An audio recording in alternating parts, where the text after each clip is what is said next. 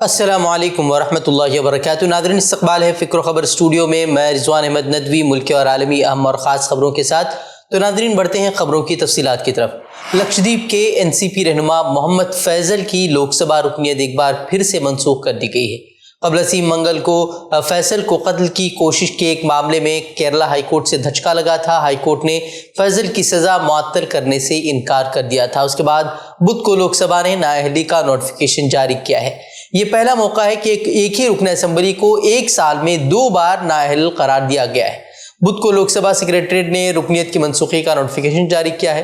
وہیں Kerala high court, جس نے پہلے فیصل کی سزا کو منسوخ کر دیا تھا، اس بار ایسا کرنے سے انکار کر دیا ہے۔ فیصل کو قتل کی کوشش کے مقدمے میں سزا سنائی گئی تھی۔ 2 دن پہلے کیرل ہائی کورٹ نے سزا معطل کرنے کی درخواست مسترد کر دی۔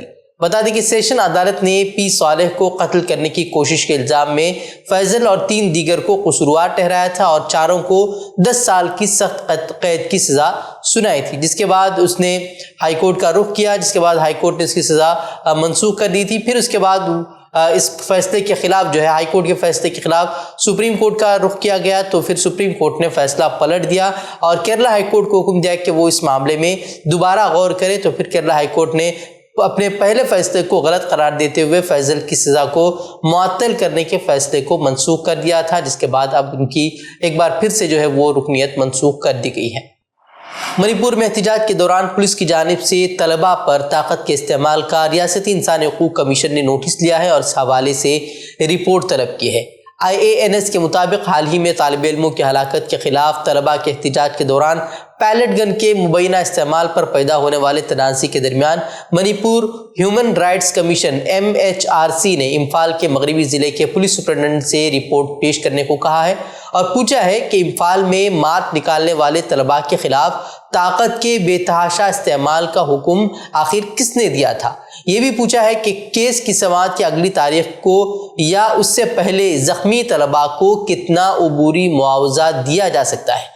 بتا دیں کہ دونوں مقتول طلباء کی تصاویر 25 ستمبر کو سوشل میڈیا کے مختلف پلیٹ فارمز پر پوسٹ کی گئی تھی، جس سے شدید احتجاج شروع ہو گیا تھا، جس میں کم از کم 100 طلباء و طالبات سیکیورٹی فورسز کے ساتھ جھڑپوں میں زخمی ہوئے تھے۔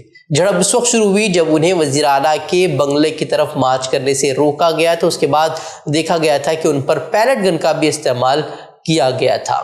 عام آدمی پارٹی کے راجیہ سبھا رکن سنجے سنگھ کی گرفتاری کا معاملہ طول پکڑتا جا رہا ہے۔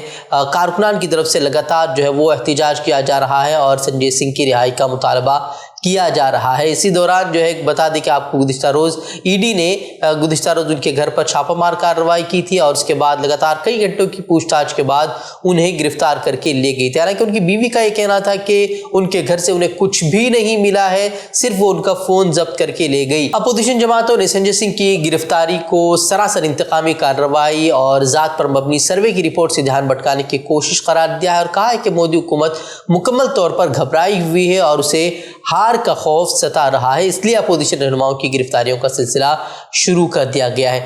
سنجے بھائی کی گرفتاری نہیں ہوئی ہے، گرفتاری ہوئی ہے آزاد خیالی کی، گرفتاری ہوئی ہے کہ اڈانی کے خلاف بولو گے تو تمہارے گھر پہ دستک ہوگی۔ اب کچھ ایک آدھ ٹیلی ویژن چینل وہ میں دیکھ نہیں رہا ہوں، میں صرف یہ کہنا چاہتا ہوں کہ اڈانی کی دوستی میں پورے دیش کو دشمن مت بنا لیں۔ شیو سینا رہنما سنجے راؤت نے کہا کہ یہ ملک کی لڑائی ہے اور ہم ذہنی طور پر اس کے لیے تیار ہیں کہ ہمیں بھی وہ گرفتار کر لیا جائے گا۔ انہوں نے یہ کہا کہ آج کے جو حالات ہیں وہ ایمرجنسی سے زیادہ خطرناک ہے۔ ہم مینٹلی پریپیئر ہیں کہ ہم سب کو گرفتار کیا جائے گا۔ آپت کال سے بھی بھینکر استھتی پیدا ہو گئی اس دیش میں۔ مہاراشٹر کے ناندیڑ اور چھترپتی سمبھاجی نگر ضلعوں کے سرکاری اسپتالوں میں غیر معمولی طور پر بڑی تعداد میں اموات کو لے کر شندے حکومت سوالوں کے گھیرے میں آ گئی ہے۔ ان اموات پر بدھ کے روز از خود نوٹس لیتے ہوئے بامبے ہائی کورٹ نے ریاستی حکومت سے ہیلتھ بجٹ کی تفصیل کے ساتھ دیگر جانکاریاں مانگی ہیں۔ چیف جسٹس DK اپادھیائے اور جسٹس عارف ڈاکٹر کی ڈویژنل بینچ نے وکیل موہت کھنہ کے خط پر نوٹس لیتے ہوئے کہا کہ کہ اسٹاف یا دواؤں کی کمی کے سبب اموات نہیں ہو سکتی۔ آج جس وقت معاملہ بامبے ہائی کورٹ کے سامنے آیا، اسی وقت مہاراشٹر کی دوسری راجدھانی ناگپور میں سرکاری میو اسپتال میں 24 گھنٹے میں 25 مزید اموات کی بھی خبریں آئی ہیں، اور اسی کو لے کر جو ہے وہ حکومت پر لگاتار تنقید کی جا رہی ہے اور کہا جا رہا ہے کہ یہ جو تمام اموات ہوئی ہیں وہ دواؤں کی کمی کی وجہ سے ہوئی ہیں، حالانکہ حکومت نے دواؤں کی کمی سے جو صاف طور پر انکار کر دیا ہے۔ وہ سکم میں بادل پھٹنے کے بعد دریائے تیستا میں اچانک سیلاب کی وجہ سے ہر سو تباہی کا منظر ہے۔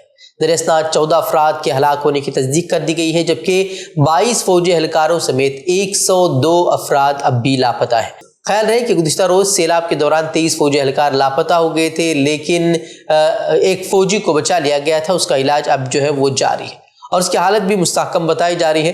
وہ بادل پھٹنے سے آنے والے سیلاب کی وجہ سے گنگٹوک میں 3 افراد ہلاک ہوئے، جبکہ 22 افراد لاپتہ اور 5 افراد زخمی ہیں۔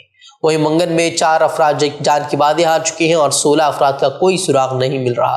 پاکیونگ میں 7 افراد ہلاک اور 59 افراد اور 23 فوجی اہلکار لاپتہ ہیں اور 21 افراد زخمی بتائے جا رہے ہیں۔ وہیں نامچی میں سیلاب کی وجہ سے کسی کی موت نہیں ہوئی ہے، تاہم 5 افراد جو ہے وہ لاپتہ ہیں۔ خیال رہے کہ شمالی سکم میں لوناک جھیل پر منگل کی رات اچانک بادل پھٹنے کی وجہ سے دریائے تیستا میں اچانک سیلاب آ گیا تھا۔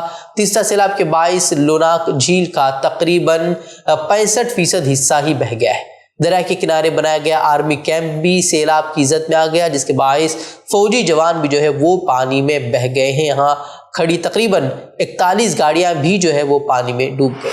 نیوز کلک کے بانی پربیر پرکیاست کو انسداد دہشت گردی قانون کے تحت درج ایک مقدمے میں گرفتار کیا گیا ہے۔ ان پر الزام ہے کہ پورٹل پر چین نواز پروپیگنڈا چلانے کے لیے انہیں رقم ملی تھی۔ وہیں دہلی پولیس کی ریمانڈ درخواست میں جو ہے بڑے بڑے دعوے کیے گئے۔ ان میں سے ایک بڑا دعویٰ یہ ہے کہ وہ جو ہے یعنی کہ نیوز کلک کے جو بانی ہیں وہ کشمیر اور اروناچل پردیش کو متنازع علاقہ بنانے کی جو ہے وہ سازش کر رہے تھے۔ دہلی پولیس کا یہ دعویٰ جو ہے ریمانڈ کے لیے دی گئی درخواست میں سامنے آیا ہے۔ اس درخواست کو دہلی پولیس نے عدالت میں پیش کیا تھا، جس میں کئی طرح کی باتیں جو ہے وہ کہی گئی ہیں۔ وہیں پہلی جو بات کہی گئی تھی وہ یہ ہے کہ خفیہ جانکاری سے یہ بات سامنے آئی کہ پرکیاس نیول رائے سنگم اور سنگم کی ملکیت والی شنگھائی میں قائم کمپنی کے کچھ دیگر چینی ملازمین نے میل کا تبادلہ کیا ہے، جس سے کشمیر اور اروناچل پردیش کو بھارت کا حصہ ظاہر نہیں کرنے کے ان کے ارادے کو بے نقاب کیا گیا ہے۔ وہیں ریمانڈ رپورٹ میں ایک شیئر ہولڈر پر ISI ایجنٹ کے ساتھ تعلق رکھنے کا بھی الزام لگایا گیا ہے۔ وہیں دہلی پولیس نے الزام لگایا ہے کہ پرکیاس اور اس کے ساتھیوں کے ذریعے غیر ملکی فنڈز چوری کیے گئے۔ وہیں ریمانڈ کی درخواست میں یہ بھی کہا گیا ہے کہ ملزمین نے بھارت میں اشیاء ضروریہ پہنچانے کی خدمات میں خلل ڈالا اور غیر قانونی غیر ملکی فنڈنگ کے ذریعے کسانوں کے احتجاج کو طول دے کر املاک کو نقصان پہنچایا اور اسے تباہ کرنے کی بھی سازش کی۔ پولیس نے اپنی درخواست میں کہا ہے کہ کووڈ-19 وبائی مرض پر قابو پانے کے لیے بھارت کی حکومت کی کوششوں کو بدنام کرنے کے لیے ایک غلط بیانیہ پھیلایا گیا۔ حالانکہ میڈیا اداروں سے جڑے سینئر صحافیوں کا، سماجی رہنماؤں کا یہی کہنا ہے کہ نیوز کلک کے فاؤنڈرز ہوں یا پھر دوسرے کنٹریبیوٹر جنہیں گزشتہ روز حراست میں لے کر پوچھ تاچھ کی گئی تھی، ان کا قصور صرف یہی تھا کہ انہوں نے حکومت کی غلط پالیسیوں کے خلاف اپنی آواز بلند کی تھی، عوامی جو مسائل تھے انہیں سامنے لانے کی کوشش کی تھی، اور یہی وجہ ہے کہ انہیں جو ہے نشانہ بنایا گیا۔ اور ایک طرح سے یہ بھی کہا جا رہا ہے کہ یہ تمام صحافیوں اور میڈیا جو ادارے ہیں، ان میڈیا جو تنظیمیں ہیں، انہیں 2024 انتخابات سے قبل جو ہے وہ ڈرانے دھمکانے کی کوشش ہے کہ اگر آپ حکومت کے ساتھ کھڑے نہیں ہوں گے تو پھر آپ کا انجام بھی یہی ہوگا۔ وہی نیوز کلک سے وابستہ کئی صحافیوں کے گھروں پر دہلی پولیس کے چھاپے کے بعد دہلی کے پریس کلب میں صحافیوں نے جمع ہو کر میڈیا کے خلاف بڑھتی سینسرشپ اور ڈرانے دھمکانے کی پالیسی پر شدید تشویش کا اظہار کیا۔ پریس کو آزاد کرو، بھارتی میڈیا کو ہراساں کرنا بند کرو، یہ اور اس طرح کے کئی سارے پوسٹرز اور بینرز جو ہے وہ وہاں نظر آئے۔ صحافیوں نے ابتدا میں جنتر منتر تک مارچ کا منصوبہ بنایا تھا، لیکن اجازت دینے سے انکار کر دیا گیا۔ پریس کلب میں کئی اہم نام موجود تھے، جن میں مورخ رام چندر گوہا، مصنفہ اروندھتی رائے، RJD MP منوج کمار جھا اور کارکن یوگیندر یادو، پرشانت بھوشن بھی شامل تھے۔ اس دوران جو ہے کئی لوگوں نے اپنی بات رکھی اور کہا کہ یہ ہندوستان میں صحافت کے لیے ایک بدترین دور ہے۔ سوال کا جواب نہیں، ED بھیج دو، ڈرا دو، دھمکا دو۔ ہر تاناشاہی حکومت کے اندر یہ پرورتی ہوتی ہے، لیکن یقین مانیے اس پرورتی کے انت کی شروعات ہو چکی ہے۔ اگر آپ کسی لیکھک یا जर्नलिस्ट के विचारों से आप के सोचते सही नहीं है, उसका जवाब दिए, लिख लिए, उसका उत्तर दीजिए, उसको दिखाइए, लोगों को दिखाइए कि गलत है ये ले जाना, और ख़ास करके यूएपीए जर्नलिस्ट के को अप्लाई करना है। बिल्कुल मैं मानता हूँ ऐसा तो कभी नहीं होना चाहिए। This is part of a wider pattern. It's not one organization against which they have some cooked up charges. This has happened to the BBC. This has happened to Dainik Bhaskar. This happened to a series of other organizations. And the pattern is very clear. Whoever speaks truth to power will be dragged into some kind of a phony cooked up case. पहली बात तो UAPA का कोई case नहीं है, क्योंकि अगर किसी ने किसी चाइनीज़ आदमी से फंडिंग ली है और अगर कोई चाइना का कोई प्रोपेगेंडा भी किया है तो यूएपीए के में केस नहीं बनता, कोई अनलॉफुल एक्टिविटी नहीं उसको कह सकते। दूसरी बात यह है कि उसकी आड़ में आप इतने 50 जर्नलिस्ट जिन्होंने कभी भी कोई एक भी इंटरव्यू दिया है न्यूज़ क्लिक को या एक भी उनका कोई प्रोग्राम किया है, उन सब के घर पर पहुंच जाएं और उनके लैपटॉप्स और मोबाइल सीज कर लें, ये तो बिल्कुल ही गैर कानूनी है और निजता के अधिकार के बिल्कुल खिलाफ है। मैं इसको इलीगल ही नहीं केवल असंवैधानिक मानता हूं। हमारी संवैधानिक मान्यताओं पर, संवैधानिक मूल्यों पर कानून के प्रावधानों का ये खुला उल्लंघन है और उसका पूरी तरह से पुरजोर विरोध किया जाना चाहिए जनता द्वारा, समाज द्वारा। हम तो इंडिविजुअल हैं, हम तो एक पत्रकार हैं, हम तो लोगों के लिए लिखते हैं, समाज के लिए लिखते हैं। समाज का ये कर्तव्य है कि वो हम जैसे लोगों पर या किसी भी पत्रकार पर अगर हमले होते हैं तो उसके बारे में सोचे, तय करे और विवेक संगत फैसला करे। ये समाज पर निर्भर करता है। वहीं साफियों की 16 तंजीमों ने चीफ जस्टिस डीवाई चंद्रचूड़ को खत लिखकर मुदाखलत का मुतालबा किया है। खत में चीफ जस्टिस से मीडिया इदारों और सहाफ़ियों के खिलाफ तहकीकाती इदारों की हरासानी करने की कार्रवाई को रोकने का भी मुतालबा किया गया है। सहाफ़ती तंजीमों ने अपने खत में पुलिस से सहाफ़ियों के इलेक्ट्रॉनिक आलात जब्त करने से मुताल्लिक गाइडलाइन जारी करने का मुतालबा किया है। खत में कहा गया है कि गुज़िश्ता 24 घंटों में दिल्ली पुलिस के छापों के बाद सहाफ़ी तंजीमों के पास सुप्रीम कोर्ट से रुजू करने के अलावा कोई रास्ता नहीं बचा है। खत में कहा गया है कि अदालत इस मामले का नोटिस ले और मुदाखलत करे। खत में अदलिया से यह भी मुतालबा किया गया है कि आइन में मुल्क के चौथे सुतून को दी गई आज़ादी इजहार का एहतराम किया जाए, जबकि आज मुल्क भर में बहुत से सहाफ़ी खौफ के साए में काम कर रहे हैं। कांग्रेस सदर मल्लिकार्जुन खड़गे ने एक बार फिर वज़ीर-ए-आज़म नरेंद्र मोदी को झूठ का मास्टर करार देते हुए उन्हें मशवरा दिया है कि वो इंतखाबी रियासतों की एक रैली छोड़कर 6 माह से ज़ायद अरसे से तशद्दुद से लड़ रहे मणिपुर का दौरा करें। मोदी जी को एक बात विनती करूंगा, कम से कम एक मीटिंग कम करके मणिपुर जाके आप एक मीटिंग बोले। 6 महीने हो गए, दंगे चल रहे हैं, लोगों को मार रहे हैं, महिलाओं को नंगे करके फिरा रहे हैं, गोलियां चला रहे हैं। वहां आप नहीं जा रहे? आपको वो मणिपुर क्या इस देश का हिस्सा नहीं है? वहां इसलिए नहीं जा रहे, इनको आने ही नहीं दे रहे। वहां मणिपुर में जो चल रहा है, मोदी साहब चुप बैठने के वजह से चल रहा है। मोदी साहब हिम्मत नहीं कर रहे। मैं समझूंगा मोदी साहब हिम्मत हारे हैं। अगर आपके पास हिम्मत है तो जाके वहां पर सुलझाओ। वहां सुलझाना नहीं चाहते आप, चलने दो, कितना दिन चलता है।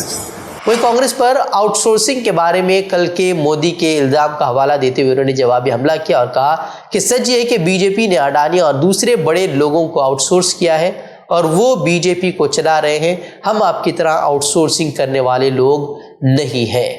गुज़िश्ता कई दिनों से सऊदी अरब और इसराइल के दरमियान अमेरिका की कोशिशों से ताल्लुकात की बहाली का मुआहदा लगभग तय होने की बातें कही जा रही है, जिसको लेकर फ़लस्तीन में भी बेचैनी पाई जा रही है। उसी दरमियान अब ईरान के सदर इब्राहिम रईसी ने इसराइल को तस्लीम करने वाले मुस्लिम ममालिक को कड़ी तनकीद का निशाना बनाया है। انہوں نے کہا کہ جارحیت کا ایک ہی جواب ہوتا ہے اور وہ ہے مزاحمت۔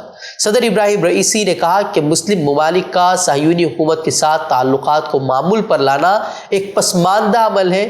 دشمن کا مقابلہ کرنے کے لیے مزاحمت کا انتخاب ہتھیار ڈالنے سے زیادہ کامیاب ثابت ہوتا ہے۔ وہ ایرانی صدر نے مزید کہا کہ اسرائیل کو تسلیم کرنے والوں نے صہیونی حکومت کے آگے ہتھیار ڈال دیے ہیں۔ یاد رہے کہ امریکی ثالثی میں 2020 اور 2021 میں متحدہ عرب امارات، بحرین اور مراکش سمیت کچھ مسلم ممالک اسرائیل کو تسلیم کر کے سفارتی اور تجارتی تعلقات بحال کر چکے ہیں۔ وہ امریکہ نے اب یہ دعویٰ کیا ہے کہ سعودی عرب اور اسرائیل کے درمیان تعلقات کی بحالی کا معاہدہ آخری مراحل میں ہے۔ وہ اسرائیل نے بھی تصدیق کی تھی، جبکہ سعودیہ کا موقف ہے کہ وہ فلسطین کے 2 ریاستی حل تک کوئی معاہدہ وہ نہیں کریں گے۔